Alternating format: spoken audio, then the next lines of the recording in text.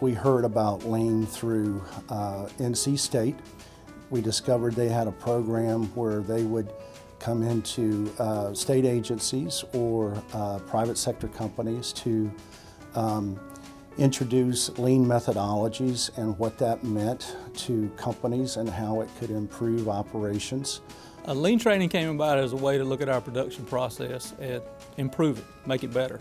One of the things we see at a lot of our locations is we just change the location of a piece of equipment. We move it around and realize, hey, this flows better. The reason we put this piece of equipment in this spot to begin with is because we had a space for it when it was ordered. And they have the opportunity to see that it does help the overall process. It makes more efficient, and sometimes the change benefits them as far as time, as far as money, as far as savings. We've got 64 machines inside the plant, and by the time we got done with our initiative that we started, we had moved 63 of those machines. We also took the thermal tops and bottoms. We don't buy the trim anymore. We were taking the waste that we were taking to the landfill, and we actually use that to make our cuffs and our collars now. So we don't have to buy the trim that actually goes on the garments. So we had a total of $18,000 in savings. So we're not looking for $1 million savings. We're just looking for small incremental cost savings, production increases, things of that nature that will help us in the long run. A lot of the female offenders that we work with need to feel needed, and they need to feel like their opinion matters. So that is an immediate effect of this training. They feel like they're a part of something much bigger than who they are. And they have a voice. They can talk to us. They can express their ideas. They can express their opinions, whether it be negative or positive. Employees are basically brainstorming all the time. In other words, looking for ways they can improve or make an adjustment or make a small change for the better in the facility to a degree. Just, coming up with ideas that we're never coming up with before. We have so many talented and gifted people with wonderful ideas that until now they really haven't felt comfortable sharing that information with leadership. I am extremely proud of what this Lean team has done. This team of 6 Correction Enterprises employees has taken it on as a personal challenge to take a good look at how we can improve safety throughout our plants, reduce redundancy, reduce waste in every way, improve the flow of how a product is manufactured within Correction Enterprises. And they have taken that to a level far beyond any expectation that I had. I just feel like the accomplishments we've been able to do and the things that the many individuals we've been able to touch, I really think the program has been worth it, and it speaks volumes. The results don't lie.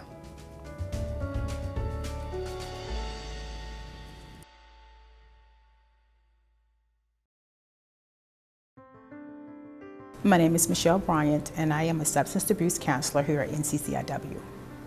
I've been in the community of Goldsboro, which is in Wayne County, since 2006, publicly. But before that, I was behind the scenes. And it all started when I was in the 12th grade. And I was on the Goldsboro High School varsity basketball team. And my grandmother, who raised me, she could not afford to purchase my basketball shoes. So the basketball coach at that time, name was Norvell Lee. He saw that I didn't have my shoes, and he called me into the office. And so he began to question me about, why I wasn't in my proper uniform. Then I began to explain, well, I'm gonna get my shoes, but just not right now because my granny couldn't afford to. So he then in turn sent me to what was called Sportsman World at that time and purchased my shoes. And that just really had a profound impact on my life. And so from then on, I just began giving. I just began to give back because somebody gave to me. I have seen her, she came in running. And what I see about her is the sincerity and always addressing the needs, individual needs too, of her clients. I don't care what program we put her in. It could be in our long-term program, it could be in our IOP 90-day program. She is on it.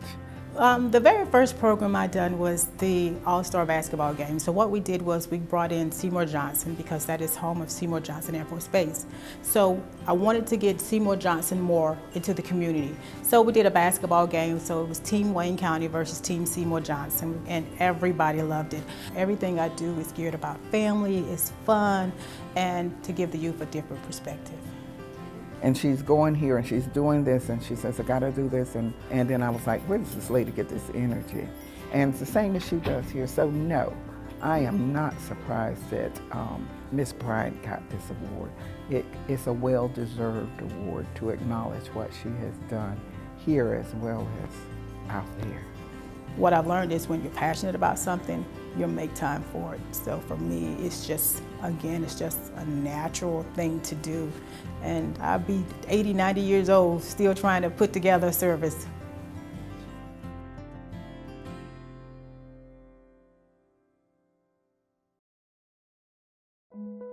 My day started out on March the 5th. I was off duty at the time. I was taking my oldest daughter to South Johnson High School. She was a junior at South Johnson. I left my house that morning about 6:30 to take her to school, and I was traveling north on 301 here. A route that he travels every day, and he said he just drove up on a bunch of cars, and just like it always is that cop mode, just trying, what's going on? Let me see what can I do? Everybody was looking over the embankment. As I got closer, I could see 4 tires sticking up out of the water. Dwight did what he does best. He just jumped right in and started helping himself, not thinking about himself. It was about what he can do to help somebody else. And as we went down in the water, the back door, we got the back door open, and the water was level with the door jamb. You couldn't even see inside the vehicle. There was a shoe floating out of the vehicle and some debris, and I could hear a voice inside the vehicle crying out, "Don't leave me, don't leave me." Trying to reach in the vehicle and couldn't feel anybody. And when the front door opened, got the door open, and as soon as the door come open, a face just kind of emerged out of the water. To hear that he stopped when he was off duty, when he could have very well kept going and said, I'm off duty, it's not my problem, I knew it wouldn't be him, or any of my troopers for that matter. But Dwight is exemplary in what he does, and he's an outstanding asset for Johnston County. I don't really remember the water being that cold. Of course, once we got out, the realization of it all kind of kicked in. I took my shoes and everything off and went on back and got in the truck and tried to get her to school real quick so I could get back home and get a shower and get warmed up. He doesn't consider himself a hero at all. He just considers himself Dwight Braswell. But to me, he is definitely a hero, because to me, going above and beyond on his day off, it says a lot about him and his character.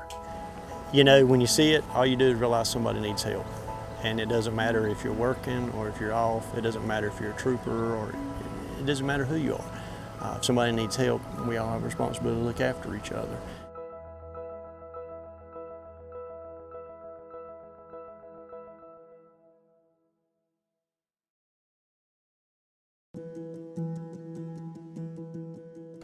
My wife tells me I woke up and I wasn't feeling really good, and I wasn't going to go fishing. She decided if I wasn't going to go, she wasn't going to go. So I went. It was September 23rd. I was out here fishing with my fiance.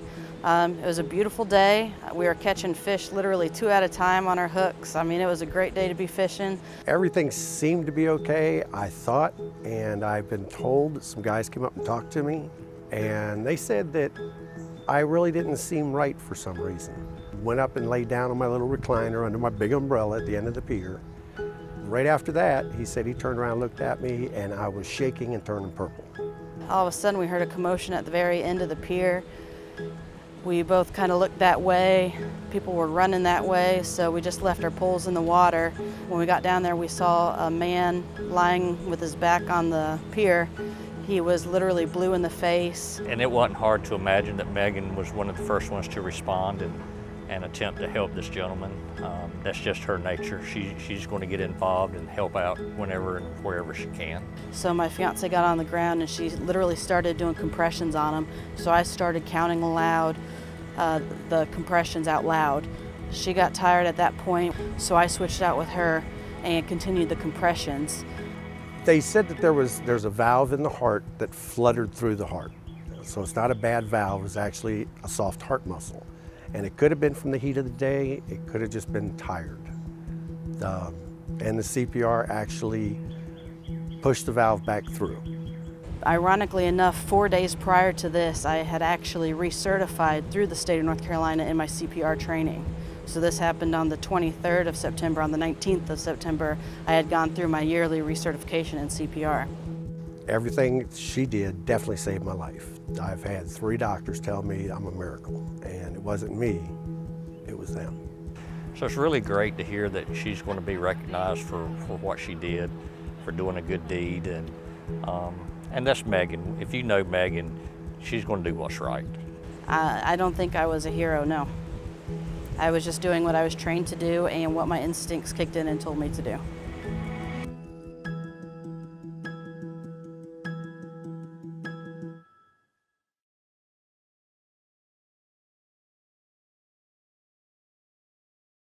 Last year in September, I was on my way to pick up my kids from my grandparents.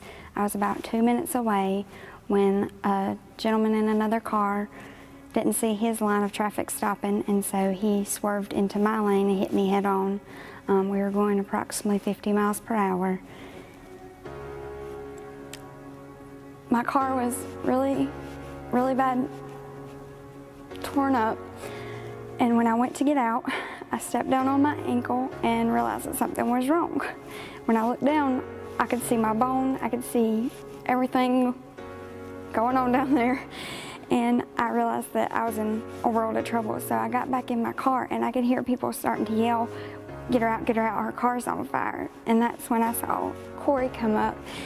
I was on my way home from the Charlotte Armory one day from work and was following behind a vehicle on the same route that I normally take. And the lady in front of me was hit head on by a vehicle that crossed left to center. So me being the first person on the scene, I instantly got out, stopped my car, and ran up to the scene where Miss Guin had gotten out of her vehicle, and I could see that she had a severe compound fracture on her ankle that she was trying to stand on. And I grabbed her and held her up, and with the assistance of another gentleman on the scene, we moved her to the side of the road. I could hear liquid running out from under the vehicle, and I could smell heat. And as I got her to the side of the road and looked under the vehicle, I could see the flames already coming up. He helped lay me down in the grass because I'd gone as far as I could go. I felt like I was going to pass out, and he was, keeping me calm, telling me, "Don't worry, everything's going to be okay." He stayed right there with me, and then the car burst into flames, and there was parts popping off. There was shocks and parts of the motor exploding. They were coming and hitting us, and he actually shielded my body with his body to keep me from getting further injured from the burning pieces that were coming off of my car. If I could tell him one thing, it would be thank you. Thank you for putting your life on the line for me and for protecting me and for keeping me from getting more injured or worse than what happened that day, because I got to go home to my kids. And not everybody's that lucky. Not everybody gets a hero or a guardian angel that's right behind them to save them. So I would just say thank you. Thank you for being you, and thank you for doing what you think is normal, but it's not. Thank you.